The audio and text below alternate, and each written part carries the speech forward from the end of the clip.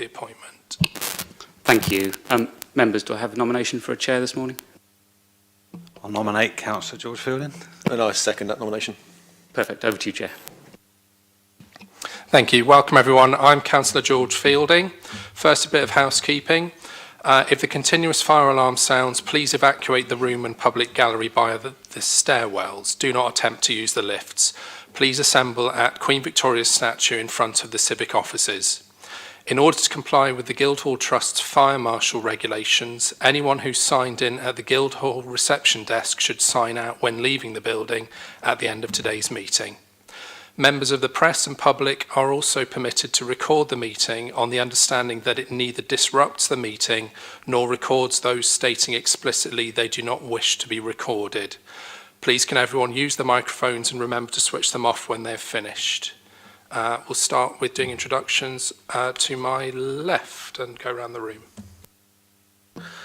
I'm Dave Ashmore, one of the councillors. Alison Harper, Democratic Services. Good morning, Derek Stone, Principal Licensing Officer. Good morning. My name is Ben Attrell. I'm a solicitor employed by the Council and I'll be advising the subcommittee this morning. Hi, I'm Chloe Wheeler. I'm the owner of The Hideaway. Michelle Wheeler, Chloe's mum. Anyone else wishing to speak at the meeting or want to? Good morning, I'm Helen Stanley, a local resident. Hello, I'm Uta Saunders, also a resident locally. Hello, I'm Cathy Grant. I'm also a local resident. Hi, I'm Sarah Gilbert. I'm a local resident. Councillor Ian Holder. Thank you, everyone. Next on the agenda is declaration of members' interests. Members, do we have any declarations of interest? None from me. No. No? Okay. So we move on to item 3 on the agenda, the Licensing Act 2 to 3 application for grant of premises licence, The Hideaway, 161 to 165 Highland Road, Southsea, PO4 9EY. Ben, can I hand over to you? Yes, please? absolutely, Chair. The procedure note that had been disseminated for today was not the right one for this type of hearing. So what I've done is I've just taken a few minutes to pen the procedure, but I'll run through it first, Chair, and then I'll hand this up to you so you have it in front of you as well. So we've dealt with introductions and interests. The way the process normally follows is via this route. So the licensing officer will be asked to present the report, so it'll explain briefly what the application is about and the facts and summarise the representations that have led to today's hearing and the issues that need to be determined. All parties then will have the opportunity to question the licensing officer. So members usually start that process, questioning process off, and it then moves on to and I should stress that in terms of all parties, those residents that have indicated that they wish to speak today are formally a party to today's hearing. So when I talk about parties, that includes the applicant and the residents that have made written representations. I should probably also stress that residents will be restricted to only raising issues that they've already raised in their written representations. They can expand upon them, of course, but you shouldn't be raising anything new or additional that the applicant hasn't had a proper opportunity to address in advance of today's hearing, and that's just a basic natural justice, human rights point. So, trying to think where I've got to, the licensing officer presents his outline of the application. Everybody gets the opportunity to ask questions, starting with members, and then the applicant presents their case, outlines the application.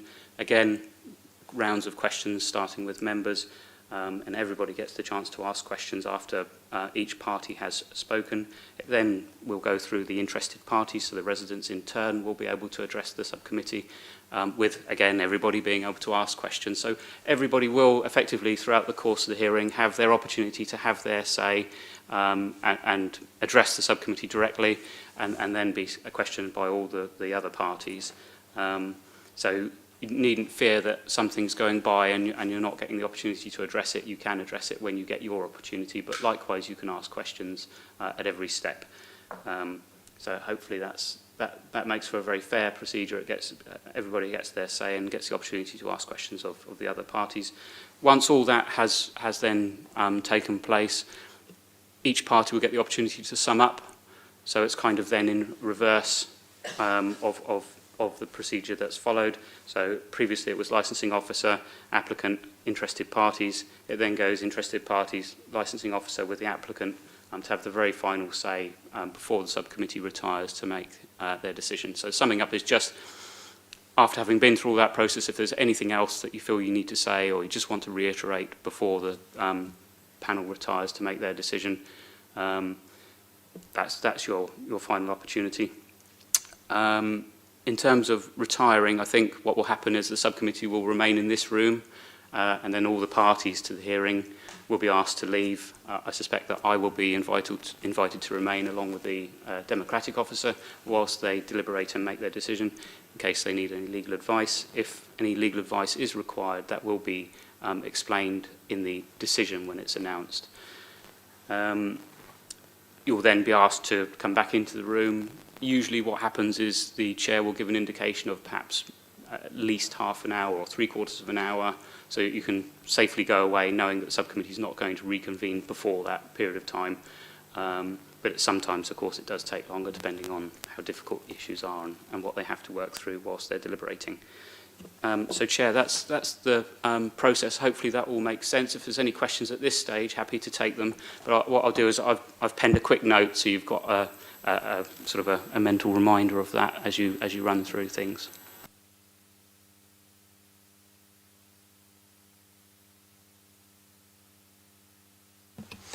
Okay, thank you very much for that, Ben. Firstly, we'll hand over to the licensing officer to present the report.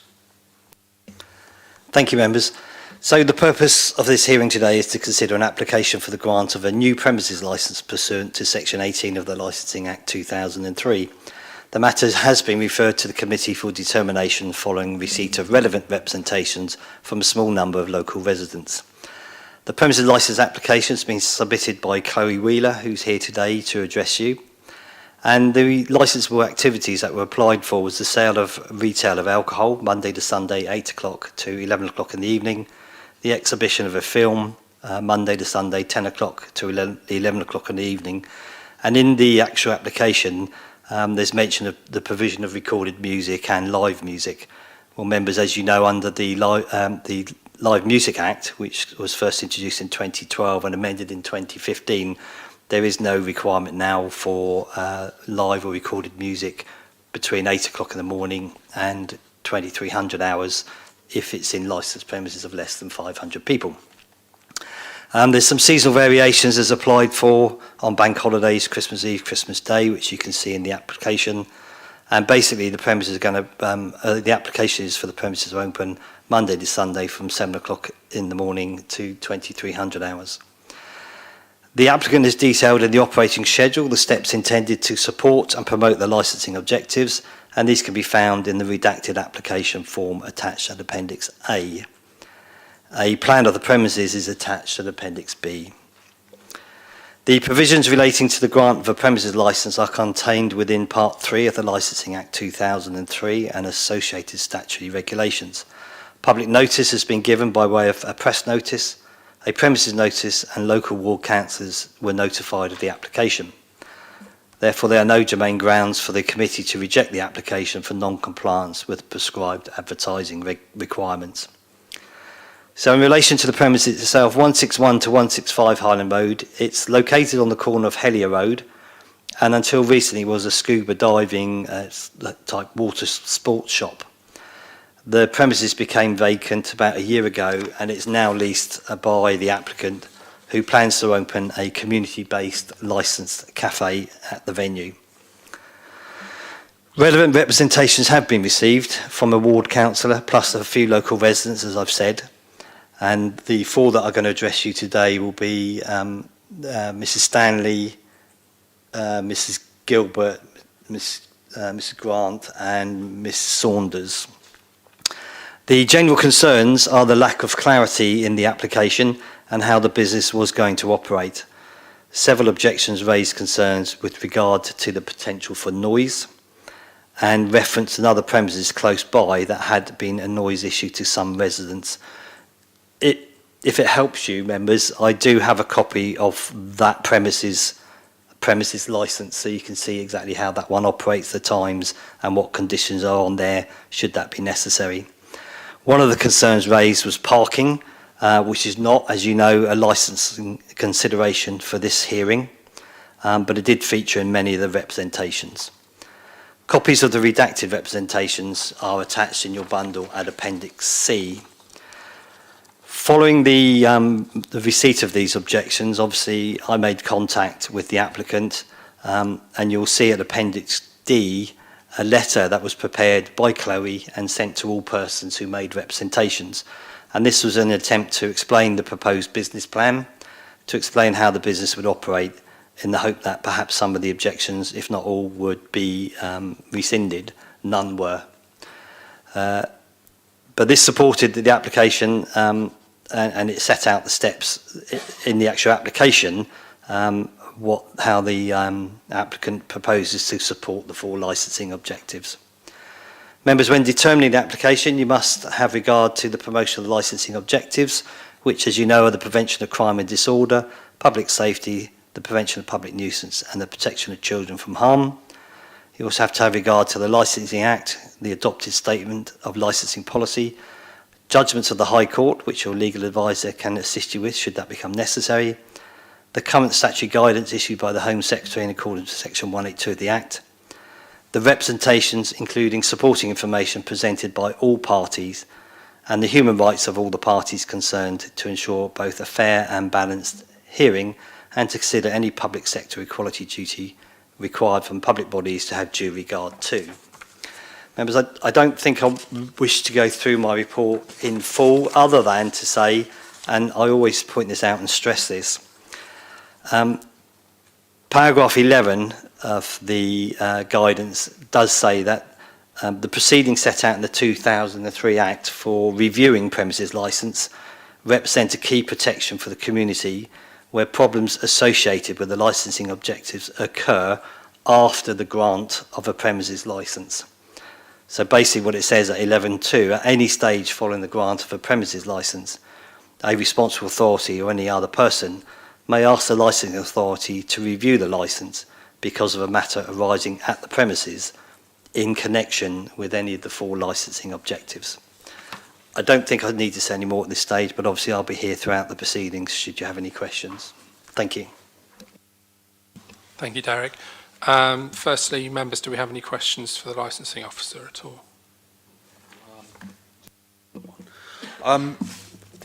Just reading through here, I might have missed it. So was there any concerns expressed by local police or environmental health?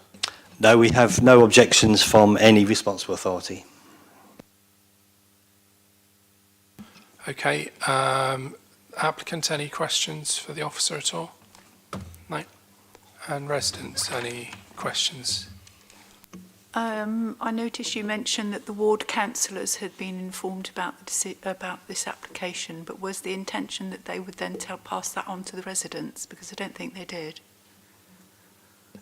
We're duty bound to notify ward councillors. What they do with the information, I don't know. It's not an obligation on their part to actually pass the information on.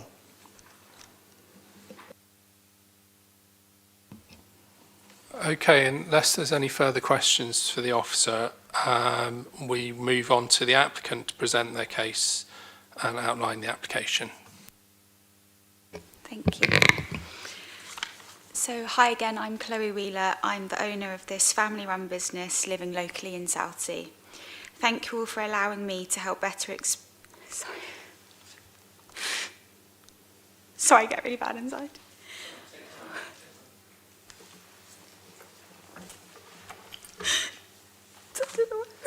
Sorry, don't worry. It's just been a bit overwhelming, hasn't it? Okay, just take a Don't deep worry, breath. take your time as much as you need.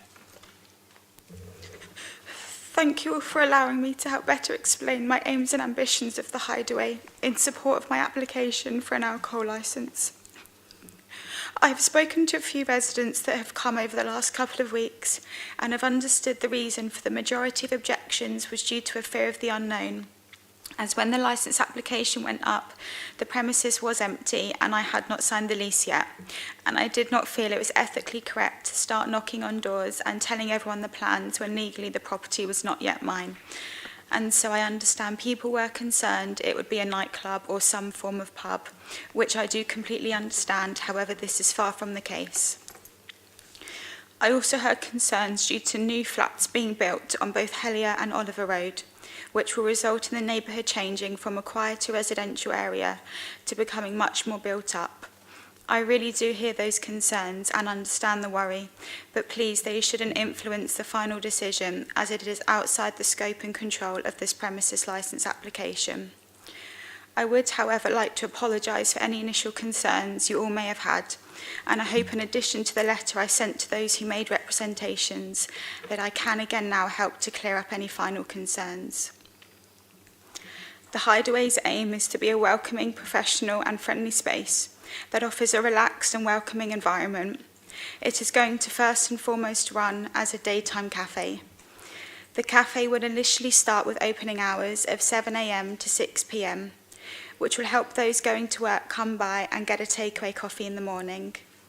The cafe will be dog themed, but will also focus on being a family-friendly, community-focused place for all. There will be adequate room between all tables to ensure there is space for your pushchair, a comfortable place for your dog to sit, or enough space for a wheelchair.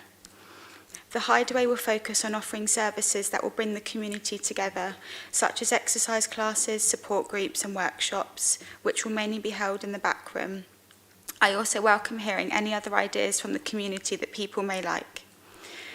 There are also 2 separate closed rooms that will aim to offer a more stable, frequent service that is limited in the area, such as a dog grooming and photography room. However, this may change based on demand. High-speed Wi-Fi has been installed to help accommodate remote workers who may want to pop in for a coffee or lunch, and any children and parents needing to undertake research for their homework that they may be unable to do at home, or whilst having a drink or snack. Longer opening hours have been applied for to have the option for flexibility. This may be to host an evening workshop or activity class that people may otherwise not have been able to attend during the day due to working hours, a supper club or quiz night, or even a wine tasting with a charcuterie board night. Seasonal variations will be based on demand. For example, over Christmas, people may want a Christmas-themed night with a film to watch. This is a new business and I intend to develop it as I go, which includes the potential for a more frequent dinner restaurant service and any socials in the evenings. With respect to noise, I am aware from neighbours and the local community that another coffee shop, like Mr Stone has mentioned, has caused disturbances, and I would please like the Hideaway to be considered separately from them. I would like you to envision the Hideaway as a place similar to Pinero Lounge, with longer opening hours, and even though they are also a large premise, noise is only from people enjoying their food and drink, not causing any nuisance issue or safety concern to those nearby. Notices will also be put up to remind people to leave the cafe in a quiet and orderly manner, to have respect for those neighbours and people nearby. The outside seating area will be on private property and therefore could be used any time. However, with respect for local residents, I will abide by the Portsmouth City Council regulations and close the outside seating area by 9 p.m. If anyone coming to an evening event in particular that is a smoker, there will be a set smoking area, which you exit from the front of the cafe and turn right. So this area would therefore be to the left as you face the cafe. So people are firmly stood on the Highland Road side and not in close proximity to residents. This would help prevent any noise or smoke coming towards Helier and even Kimberley Roads. From receiving a sound insulation report from the landlords, there is 52 decibels for the ground floor shop and an extra 56 decibels coming from protection from the flats above, as well as there being 2 layers of plasterboard on timber studboard with double layer of fibre insulation, which in addition also offers 60 minutes of fire separation. And with these components together, there should be adequate safety net to prevent any sound travelling above. On the note of fire safety, we have also installed a comprehensive fire alarm system and equipment, which of course will be serviced annually, and all exit doors will be kept clear at all times. If live music is performed, this will firstly not be any loud heavy metal rock bands. Sound levels will be documented in a sound book to check the level of sound at different points of the premises on a 1 to 2 hourly basis should the music occur over that time frame. This enables us to monitor what others may be hearing from outside. Films have been requested to again have the option and flexibility to play should there be demand, which means they will not be played continuously from 10 a.m. every day of the week and more like again another set film night. Further sound measures will be considered for implementation, such as soundproofing curtains, should they be required in the future. And finally, I will address the concerns and plans around having an alcohol licence. I would please like to reassure everyone this is not for the use of drunken and disorderly behaviour. The Hideaway would like to offer people the option to come for a drink, to have one with their meal, such as a glass of wine or beer, or even a mulled wine at Christmas. If for whatever reason someone is breaching our focus of being a safe community-focused cafe, they will be immediately asked to leave and will be placed in our refusals book. Again, notices will be placed around to remind people to leave quietly and have regard for our neighbours. Any disposal of empty glass bottles will not occur as per regulations between 11 p.m. and 7 a.m. to minimise disturbance to nearby residents. All staff will be trained on their responsibility for the sale of alcohol and ensure they also abide by the licensing objectives. Comprehensive CCTV will be installed, operated and maintained on the premise and will cover all licensable areas. The recording system will capture the required 4 frames per second, be securely retained for the minimum 31 days and provide a record of the date, time and place of the images, and signs will be displayed to alert customers to the use of CCTV.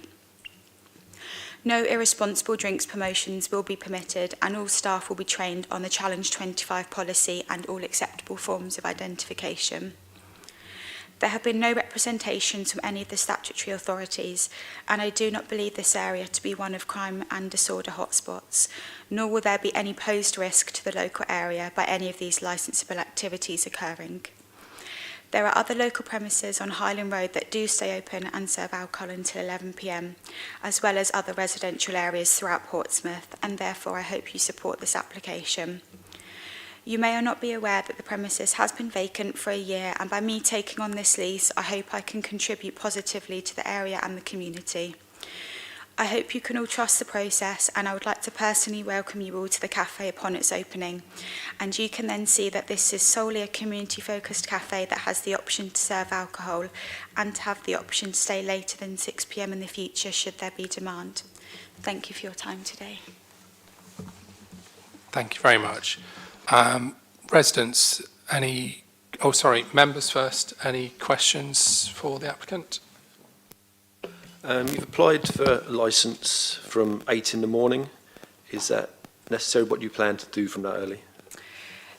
No, I was advised and it's to have the option that we can then bring it back.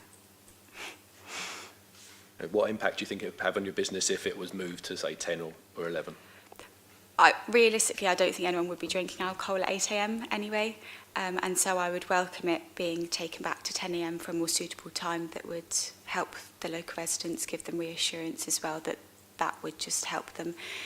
If it was completely withdrawn, I think that would have quite a financial impact on the business, because there are lots of people, particularly in the summer, that do quite like a glass of wine or a pint of beer on a Saturday afternoon, for example.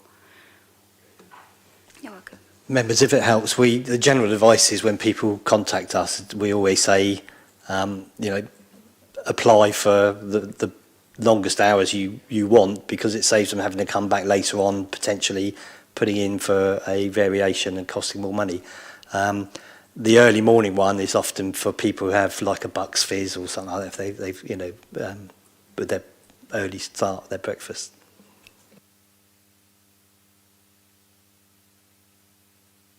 Yeah, just one. Hi, just one. Under the provision of live music, you've ticked yes, but that's the only one where there's no start or end hours on that. So, and you said it's not something you'll have regularly. So, but can you give us an idea of what hours you'd expect that to be? Sure. So the reason there wasn't time stated is because of the Act, the Live Music Act, where actually, if it's a licensed premise, it could run any time up until 11 o'clock anyway.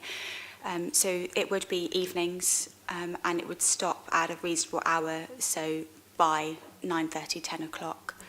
And typically it would be more towards the weekends. So again, it wouldn't be a Monday night when everyone's settling down after a long day at work. It would be more Thursday, Friday, Saturday, Sunday afternoon, for example. Thank you. You mentioned about the existing soundproofing that's in place there. Have you given consideration to if additional soundproofing is needed, especially with the property above the premises? What action would you take in that instance? So you can put soundproofing tiles and an extra layer of sound insulation on the ceiling. I'm hoping there is also, I think it was a meter between my floor and the ground floor flats floor, as well as all the other timber stud-board and things. So with that as it is, I'm hoping it would be adequate because there's quite a lot of protection there, but you can also then add the extra soundproofing tiles and layers if needed. Thank you very much. No more questions from members. Residents, is there any questions you'd like to pose to the applicant? Hi, Chloe. Yeah, I just wondered, you said about having opening hours in the evenings for like workshops and activities, but then you kind of went on and said, oh, but there might be like dinner and restaurant service. And so at some point, will it just be an open cafe until, say, 10:30, 11 o'clock at night? So the idea would be that if there is demand, then to eventually run a restaurant service. So it would still be dinner. It wouldn't just be it's not going to be a pub where it's only drinks. It would be a dinner service, a restaurant service. But that's subject to better kitchen equipment and if there's demand and things like that. Yeah, I think I was just checking, I think the sort of evening activities workshop sounds like a kind of closed thing where you have like a set group of people that come in, whereas dinner service means it's just open. So there's more coming and going, I guess, is what Yeah, I was so wondering about. they would be separate, because obviously the cafe dining area, I've also restricted the number of seats. So again, just to help control the actual footfall of the main cafe dining area. So eventually there would be people having a dinner service, whilst there might be a yoga class going on in the back room at 7 o'clock, for example, in that side. Yeah, so effectively the cafe might be open till 11 o'clock at night. Eventually, yeah. Okay, thank you. Which is why the hours have been applied for now. So like Mr. Sonstead, to avoid having to do all of the variations later down the line. Okay, thank you. You're welcome. Thank you. Hi, Chloe. I just wanted to ask, sorry, Callie. I just wanted to ask about the extra hours that you've asked for. So you've said on special nights, and you've stated some ones, so Christmas Eve, Christmas Day, New Year's Day. And I just wanted to check what other special nights. I think part of my concern, we'll obviously have a chance to give our representations, but part of my concern is the vagueness of the timings of that. So once the licence been granted, anything can then happen between those hours. And I'm just a bit concerned about the special nights that you've talked about. And you know, is the special night every Saturday night, or are we talking? You know, it seems quite vague, and that's the concern for me. So the 2 a.m. opening time, for example. So you've got particular dates where you've said about a 1 a.m. in the morning opening time. And also it says it's not restricted to those. So my concern is how often are you going to be running those special nights when you'll be serving alcohol until 2 o'clock in the morning? So the 2 o'clock in the morning is New Year's Eve, and that's a once a year occasion. The 1 a.m.s were like a bank holiday, which again, it's just to have the option for a bank holiday, and that would be more so in the summer. I don't think people people do stay out till 1 o'clock in the morning, but in the winter. But the other special occasions per se, it's just to mainly be able to stay up until 11 o'clock. And then if someone really wants to host a later night event till midnight or 1 o'clock, then I could apply for which would be a variation. Then you get a temporary event notice at those other times, but it would not be every Saturday, and probably would not be monthly or 2 monthly. It would be literally on occasion. I guess this is the important bit here, isn't it, about establishing those timings and what needs to then be reapplied for afterwards. Because obviously, if you've got an open-ended licence until 1 o'clock in the morning, that's very different from having a licence till 10 or 11 and then having to apply. And that's the bit I'm confused about in this process. So I've applied until 11 o'clock for everything, with the bank holiday, New Year's Eve, exceptions of the later times.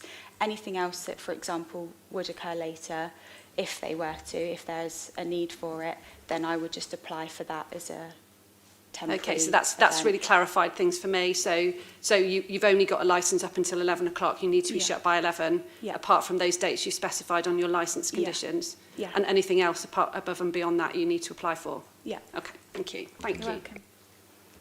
welcome. You mentioned just now about some outside seating. I thought in the original application you actually said that you weren't going to have any outside seating. Did I misread that, or is this something that's just come in? No, you might be thinking I referred to there'd be no outside DJs, because I think the other... I'm sure it said seating on the original application. I don't think so. No, I got that wrong. It was mentioned, that was one of my concerns. Oh, was it? Okay. Yeah. All right. Okay. But there's no music outside, and there's not going to be any speakers outside. No. No. Okay. Sorry, I've got a question, particularly regarding the bank holidays you've just mentioned and the summer. So for me, that's actually a particular concern. If you're opening really late in the summer, that's exactly when we would have our windows open at night. And our window's literally across the road. So on a bank holiday, may it be open till 1 o'clock? That would be quite a huge concern for me, noise-wise. Yeah. So during the summer, it would still only be till 11 o'clock, and then if there is demand, a bank holiday is twice over the whole summer, I think, May and August. So it would be potentially only 2 occasions in the 3-4 month period that it may be open later. And our door would stay shut as well, and our windows would be closed to prevent that travelling. And if we do stay open later on a bank holiday, I would always put a notice up in the window to give you the heads up. I'm happy to tell you. Yeah. I mean, the main concern is not necessarily, I mean, it's obviously music will be of concern because it's all glass front, so I'm a bit worried about that too, but it's the people coming and going, leaving at 1 o'clock, and I can't imagine after they've had a whole day of drinking, they will be in the friendliest of moods, so I mean, that is of course a concern. That's where the notices will come into play, so we will be putting notices up to remind people to leave orderly. You know, and like I said, it's not every week, it's not every month, it's twice a year, for example, you know. Okay, thank you. You're welcome. May I ask who you anticipate would be coming to these later sessions? Because in your application, you mentioned having employing door staff to manage the crowds. Now, so far, you know, you talked about it being community-based space.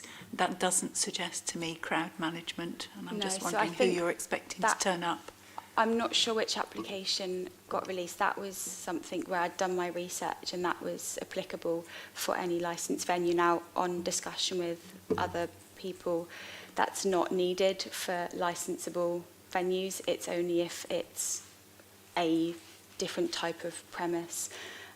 So there wouldn't need to be door staff if it's just a cafe with 50 people. If it's just a cafe? It is just a cafe. Okay, unless we've got any more questions, we'll move over to the interested parties, being the residents that we've got today who'd like to speak. So yeah, if you'd like to take it in turn, please.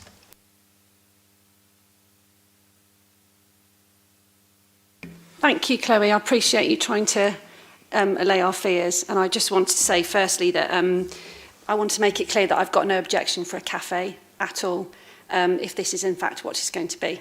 I think it's a really lovely idea to have, and Highland Road, it does need some regeneration, and so I don't have any problems with it being a cafe. I think the problem I have is that, like a lot of the neighbours who can't be here today, unfortunately, because it's a work day on a Monday morning, We have a bit of concern still about the nature of its use, and I think I've heard some of the things that Chloe's had to say, and it's kind of settled my mind a little bit in terms of some of those things. But I just wanted to have an opportunity to just sort of say what I think about it. It seems to be quite wide-ranging, and it's being advertised as a multi-venue cafe, bar, bistro, dog services among the list. And I'm a bit concerned about what it feels quite confused. The licence application says about live music, and the live music bit and the bit in the evening is the bit that most concerns me. I'm a local resident. I live very close to this premises. And it concerns me that there's no specifics around when that live music is going to be given. And I think the concern is for all of us and the people that can't be here today, is once that licence is granted, once those opening hours are granted, anything can kind of happen then. And so there seems to be a bit of a disconnect still about what the licence is asking for and what you're actually proposing it's being used for. It's vague, the application is vague, and it completely misses out some of the stuff regarding the local music, the live music and the late opening, which, as my colleague has just said, you know, it does concern us. There's quite a big difference between having an evening meal with ambient music to a live music venue serving alcohol to late opening, and I think that needs to be clarified. And I think there needs to be agreement about timings around this. And if, you know, I don't know whether I can have an influence on that, I know anybody else can, but I think it needs pointing out. This is a residential area full of families. Presumably this is why the owner has chosen this area. And because there's an emphasis on it being family friendly and community focused. But I think having a 7 a.m. opening cafe until late at night, opening hours with potential for live music, and the potential for a large outdoor seating outside is not particularly family friendly. Even if closing at 9 o'clock and everybody goes at 9 o'clock, or the outside seating area is closed at 9 o'clock, putting your children to bed in the summer with the windows open. We've had this from the local cafe. I know that they don't want to be seen in the same light as this local cafe, but that's the reality. The reality is that the sound travels across the graveyard. We're on the graveyard side. The sound travels, and in the evening it has been very, very difficult to put children to bed in the summer when the windows have been open. There are no other venues that operate with these such extended hours, with or without an alcohol licence. And as I say, there was one cafe that set up post-COVID, which the licence, as far as I'm aware, wasn't advertised. We didn't see any post outside the property, and that's understandably why people are now nervous about this happening, because once the licence was granted, I believe until 12 o'clock at night, he doesn't go till 12 o'clock at night, but there's often things in the evening happening, ironically, more recently not. But also early in the morning, there's large groups of joggers that go past, for example, at 7 o'clock in the morning and stop outside the cafe, and it causes a lot of noise disturbance early in the morning on a Sunday and also in the evening. And I think we can't ignore that when we're thinking about this one as well, and that's why people are nervous about this. I think it's a shame. I understand why the owner's suggesting that she couldn't have engaged people with this before you got your licence. But ultimately, I think it's a shame, because actually, if some sort of outreach into the community were to have happened beforehand, there would have been less opposition. I think if you'd asked the local community, certainly the immediate local community, what they wanted from a community cafe that took into account the local community, late night live music and late night opening times wouldn't have been something that was top of the list. And I think the issue there for me is that while the daytime plan is there, and while the cafe plan is there for the daytime, if you give extended licence up until 11 o'clock at night, then anything can therefore happen. And so therefore I want to respectfully ask that consideration is given to the local area, and that the opening times are suitable for what is being proposed verbally, which is a daytime cafe and community space, and that consideration is very much given to the opening times for the evening, which will have a significant impact on the local community.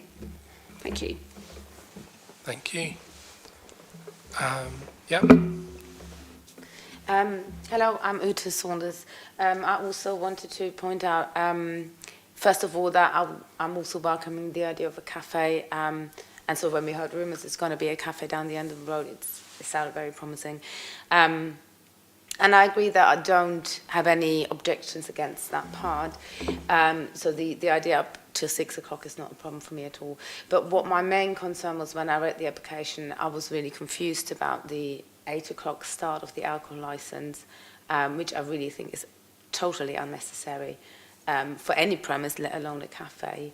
And again, like Helen said as well, it's very vague on the on anything after 6 o'clock.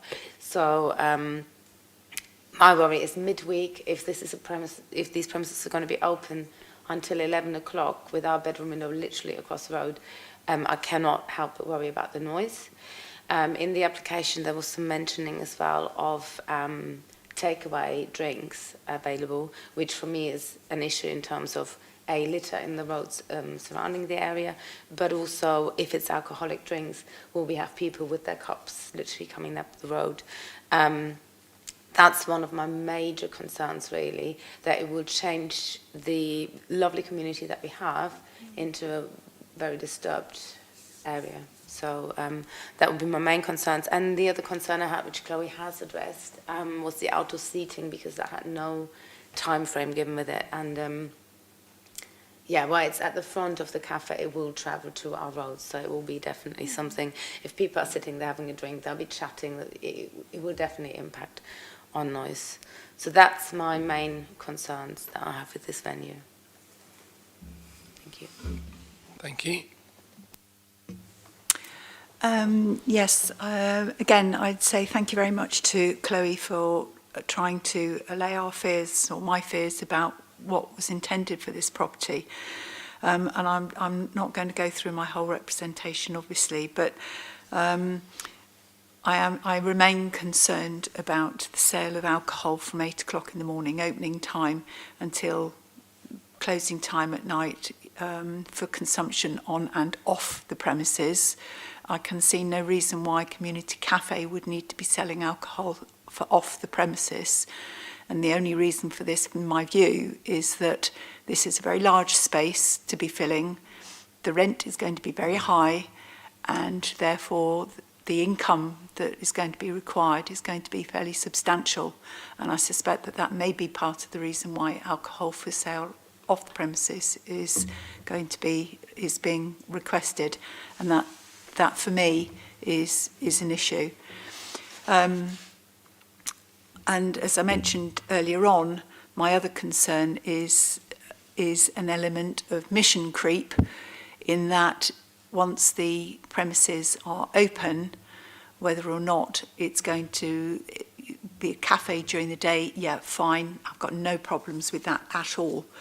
But whether or not after dark, for example, it turns into more of a venue with music and drinking and spilling out onto the street and that sort of thing, because, as you said earlier on, I believe that you don't need a special license for playing your music on the premises.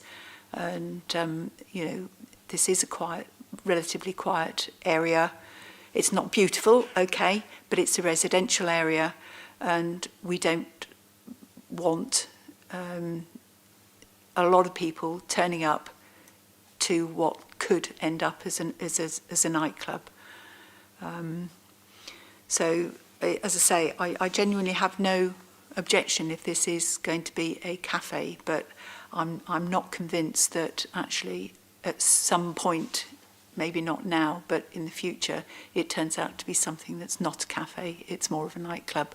And as I say, I remain very concerned about the selling of alcohol for consumption off the premises during the opening hours. That's all I've got to say. Thank you. Hi. Yeah, I don't want to repeat everything that everyone's just said, because they've all put it very well. But yeah, my main concern is about noise. And if it's open till 10 o'clock at night, 11 o'clock at night, there will inevitably be some noise. I live about 4 doors away from the cafe. And, I have to get up very early for work, and I don't see how having something that's open that late I just don't think it can help but have a detrimental effect on my ability to sleep at night, and also the ability for my neighbours to sleep and their children to get to sleep at a reasonable time. So even the normal hours of 11 o'clock at night is just too late, I feel. Yeah, but I don't want to repeat everything that everyone's just said very well. So my preference would be the kind of initial opening hours of opening till 6 p.m. sounds very reasonable. And like the others, I'm really pleased about the idea of having a cafe there. Thank you. Thank you. Members, do we have any questions for the residents at all? From me, no. No? And from the applicant to the residents? Not a question as such, but I just want to say I'm not applying for changes in the opening hours. This is an alcohol licence hearing. But I completely hear all of your points, and I would please like to say this is not a nightclub. Like, please come in when it's open and you'll see for yourselves. It's really far from a nightclub. Yeah, I don't know what else to say. Okay, thank you. Well, we've heard from all parties, so now we come to summing up. Go on, sorry. Okay. Sorry, I was just wondering. Thank you, Chloe. I was just wondering in that case. So this is about whether whether you're going to grant a licence until 11 o'clock at night. If there's no proposed change, so if you're not proposing to change or reduce the hours, what you're saying is this is for an alcohol licence application. So this decision is about whether you can open till 11 o'clock at night. Is that correct? Yeah. Okay. Thank you. Okay. So we come to summing up now. Firstly, we go to the residents. If there's anything you'd like to sum up in terms of what you've had to say, or if there's anything particular. I guess my concern is just what's been said, because my concern is, are you as a panel making a decision about whether you either, is it black or white like that? Is it either that you grant it today till 11 o'clock or you don't grant it? Or is there a decision being made about whether the hours are being reduced? In light of the concerns, because that's my concern, and that's the bit that's concerned me the most about this hearing just now. Because if this is an alcohol licence application, that's very different from whether there's an opening hours, if there's rules around the opening hours. So that's my concern, and that's just made me Chair, I can concerned. just address that. So the application is for the sale of alcohol. That's the licensable activity, along with exhibition of film. Recorded and live music has been included in the application, but it need not have been because of the implications of the Live Music Act, as you've heard. So, yes, in order to be able to sell the alcohol and conduct those licensable activities, it's possible to restrict the opening hours. If the premises was not intending to conduct licensable activities, so not to sell alcohol or play films, etc., then it need not have a license, and it could operate as it wishes. So insofar as the premises wants to conduct licensable activities, it requires a license. You're able to grant the license as expressed, or you can impose conditions. You can restrict the hours. You have those restrictions have to be justified on the evidence that you've heard today. And it's always very difficult, I think, when you have new premises, because clearly evidence of how the business is going to run and operate just simply isn't there, because it's a brand new business, it's fresh, so to speak. And I probably should just take a moment perhaps to explain to you members how, and I know you are fully aware of this, you've all had training, but I think for the benefit of everybody that's here, to explain how the Licensing Act operates a little bit, because clearly there used to be the provision where you would apply to the Magistrates' Court for your licence, and the Licensing Act has totally changed the way that licensing works in the UK. So now there's an application process, and everybody gets the opportunity to object if they have objections, and then there's a hearing such as today.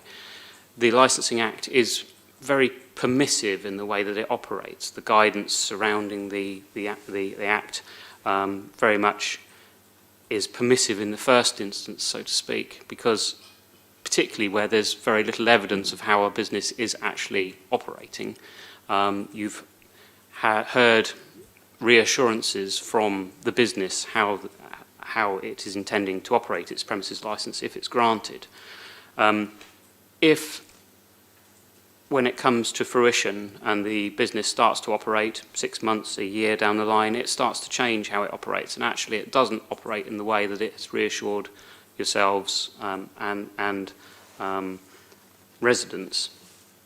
There is whilst the Act is very permissive in the first instance, there is very strict controls in place that go along with that initial permissive approach to rein in and address issues at premises. So I've heard mention, for example, that I think there's a fear that once this license is granted, that it's set in stone effectively, and that once it's there, it's there. That's certainly not the case. Any single resident can ask for a review of the premises license if there are issues concerning noise or any of the licensing objectives, whether it be nuisance or prevention of crime and disorder, etc.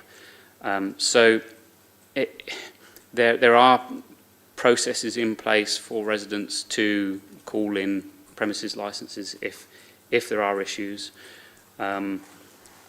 further down the track. So certainly there are very strong controls, and premises licenses can be revoked ultimately. Protracted process, but it's possible. That certainly is potentially the case if they are not suitable and they're not being run in the way that they're as advertised, so to speak, down the line. I think that perhaps helps just set the scene a little bit, perhaps addresses residents' concerns a little bit, but so far as your decision-making is concerned today, and to actually answer the nub of the question, you do have the legal power to restrict the hours, to grant it in part or in full, to grant those parts that you think are appropriate, but you have to base that decision on the evidence that you've heard. That evidence, obviously you've heard much about fears and anticipation about what may occur, but not obviously what actually is occurring. So placing heavy restrictions at this stage may be difficult on the balance of the evidence that you've heard. But that, of course, is a matter for yourselves to consider when you retire, to consider the application. Thank you for that, Ben. And hopefully that gives some explanation to residents. Go on, sorry. Can I just ask, thank you for explaining that, can I just ask, can it happen the other way? Because surely it's better to give extra than try and retract back. So can that condition happen the other way, where somebody is granted certain hours, and then if it goes well and things are okay, then you can add on extra? Can it go the opposite way? Because surely it's better to start small and go big. It certainly can, but I think it's very much the guidance, and the Act does encourage. I mean, the whole premise of the Act was that responsible premises should be given the opportunity to run in the way that they see fit, and that doesn't actually cause an issue. However, if they do later cause an issue, there are very strict measures in place to address those issues if and when they do occur, and then obviously there will be very clear evidence of that. There are also other statutory controls. Environmental Health are able to take action under the Environmental Protection Act and serve notices and address noisy premises if and when they occur. But yes, that's the way the Licensing Act is. It is a sea change in the way that the legislation operates, but it is generally very permissive in the first instance, with the opportunity to deal effectively. It gives premises, particularly new premises, the rope, if you like, with which to hang themselves. So if they set up shop and they say we are going to be just a small community hub, very occasional late evenings with a little bit of alcohol alongside food. 6 months later, it turns into a very noisy nightclub, bar, vertical drinking establishment, people spilling out into the streets, vomiting, that sort of thing. the residents, the police, environmental health will all have concerns about that, and they'll all be able to bring a review of the premises licence, come back to another hearing like today, and have their opportunity to then deal with those issues at that stage. And I appreciate that's concerning for residents, because they obviously have fears. That's why we're here today. But that's the legal process. So. I think with the best will in the world, a few posters up inside the cafe to tell residents to be quiet isn't going to stop people from trudging down Highland Road at 11 o'clock at night shouting and swearing and making noise disturbance. To me, it feels like it needs restricting, but that's fine. Please, can I say something? I just want to say, if you think of it, Panera Lounge are open till 11 o'clock and they serve alcohol till 11 o'clock. Their customers are having a glass of wine with dinner. They're residential, there's flats above, and locally, their customers don't come stumbling down the road. I just want to make that comparison. I appreciate that. That's a place, that's a whole road full of pubs and nightclubs. That's not a residential area in the middle of It's the same type of premise, though. That's fine. We can agree to disagree on that. It's not the same. Sorry, I think we're up to the licensing officer to sum up. Were we, Ben? Yeah, I think so. Unless any party's got anything else that they want to say from the interested parties, from the residents, by way of summing up.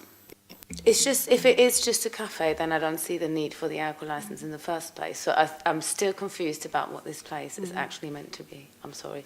So if it is a late night evening venue, I understand the alcohol, but I would not appreciate that midweek in a family residential area. If it's a cafe, I do not see the need for this licence. That's all I can say.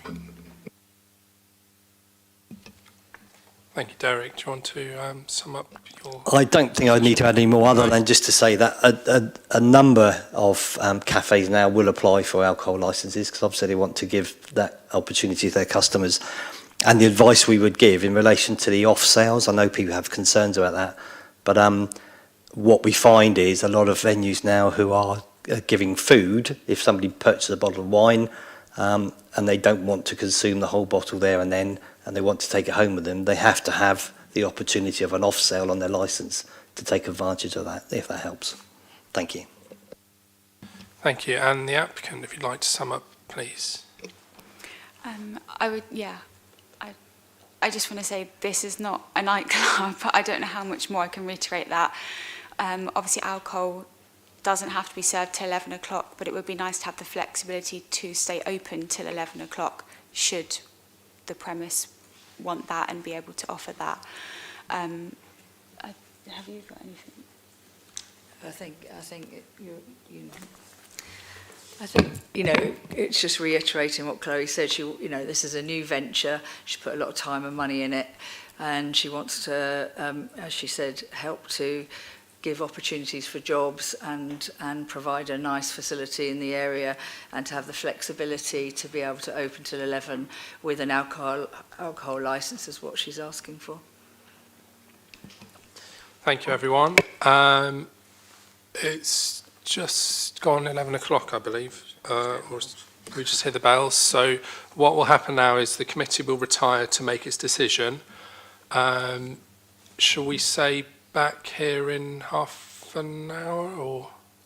I think perhaps 40 minutes. 40 minutes, Yeah, okay. as a bare minimum, so the subcommittee won't reconvene before 40 minutes from now. Okay, so if we say reconvene at 11:45.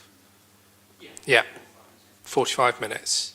And one thing I'll just add is if during the break you happen to bump into any of the members who may be walking to the toilet or to buy some sandwiches or something, please don't try to talk to them. They won't talk to you. It just causes all kinds of issues if there's any kind of conversation between parties between now and the decision being announced. And that applies to everybody. Thank you. Thank you.